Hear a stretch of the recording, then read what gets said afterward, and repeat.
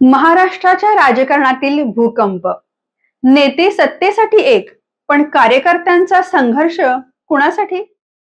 महाराष्ट्राच्या राजकारणात सध्या दोन ठाकरे एकत्र येण्याची चर्चा धरू लागली आहे.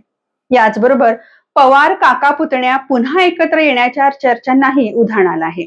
हे राजकीय समीकरण आता केवळ राज्याच्या राजकारणापुरतं मर्यादित राहिलेलं नाही.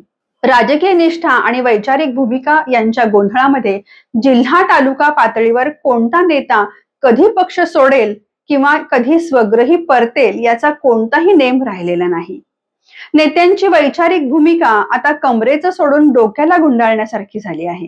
याचा अर्थ राजकीय तत्वनिष्ठा पूर्णपणे हरवल्याचं चित्र आहे. कार्यकर्त्यांचं बलिदान आणि नेत्यांची गोड चिमूटभर साखर या संपूर्ण राजकीय उलथापालथीच्या काळात नेते एकमेकांवर विखारी टीका करतात. या टीकांनी तर राजकीय संघर्ष कलगीतुरा लावल्याप्रमाणे रस्त्यावर उतरावा लागतो.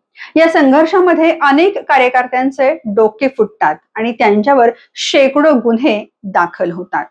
मात्र नेते सत्तेसाठी एकमेकांच्या तोंडात चिमूटभर साखर घालून मोकळे होतात.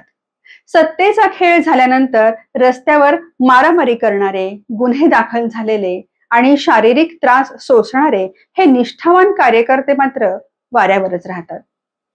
आजचा यक्ष प्रश्न, कार्यकर्ते कोणासाठी लढतायत? राज्यातील कार्यकर्त्यांच्या पार्श्वभूमीवर एक मोठा प्रश्न उभा राहिला आहे. कार्यकर्ते कोणासाठी आणि कुणाविरुद्ध लढत आहेत?